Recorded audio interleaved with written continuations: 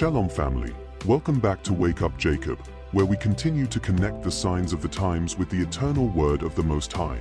Today, I want to talk to you about what's really happening in America, also known in prophecy as Babylon the Great. We see unrest in the streets, violence, political confusion, and economic instability. But what's not being talked about enough is how America is being isolated on the world stage.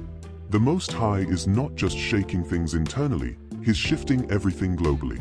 Let's go into it, because trade wars, economic collapse, and rising hostility from other nations are all a part of this prophetic unraveling. Mystery Babylon exposed.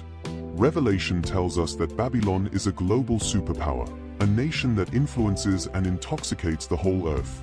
Revelation 18 verse 3. For all nations have drunk of the wine of the wrath of her fornication, and the merchants of the earth are waxed rich through the abundance of her delicacies.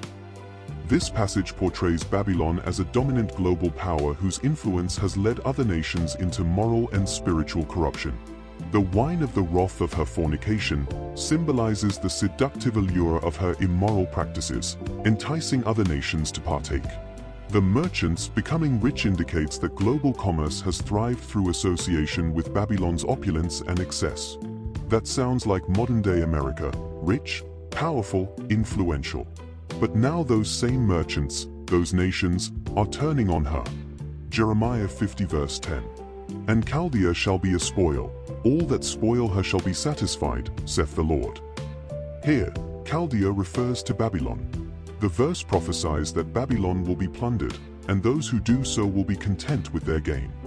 This signifies a divine judgment where the very nations that once benefited from Babylon will turn against her, leading to her downfall. The Most High is allowing the nations to rise up against Babylon. The trade wars and global fallout. Let's talk about trade wars. China, Canada, Mexico, Russia, Iran, even former allies in Europe, are all distancing themselves from America. China and Russia are forming new alliances and dropping the US dollar in trade. Canada and Mexico are responding to American tariffs with economic retaliation. The BRICS nations are rising up with a new global currency to undermine the dollar's dominance. Obadiah 1 verse 7. All the men of thy confederacy have brought thee even to the border, the men that were at peace with thee have deceived thee. This verse highlights the betrayal by allies. Those who were once in alliance, men of thy confederacy, with Babylon will lead her to ruin. The men that were at peace deceiving her underscores the treachery and shifting alliances that contribute to Babylon's isolation and eventual collapse. America's former friends are becoming its economic enemies. And what happens when the world stops trading with Babylon? Revelation 18 verse 11. And the merchants of the earth shall weep and mourn over her, for no man buyeth their merchandise any more. The mourning of the merchants signifies the end of lucrative trade with Babylon. Her destruction leads to a cessation of commerce, affecting economies worldwide.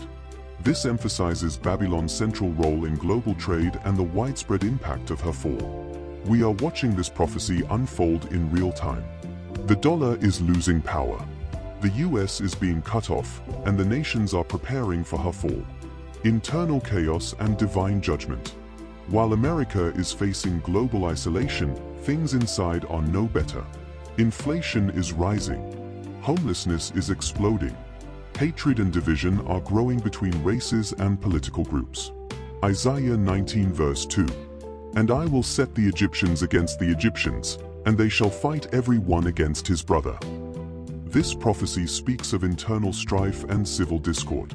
Applied to modern times, it reflects societal divisions, where communities and even families are in conflict.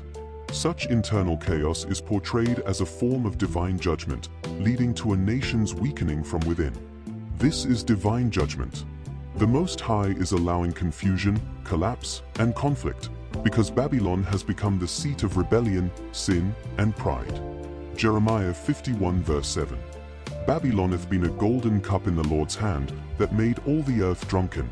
The nations have drunken of her wine, therefore the nations are mad. Babylon is depicted as a vessel used by the Lord to administer judgment, causing nations to become drunken with her influence. This intoxication leads to irrational behavior.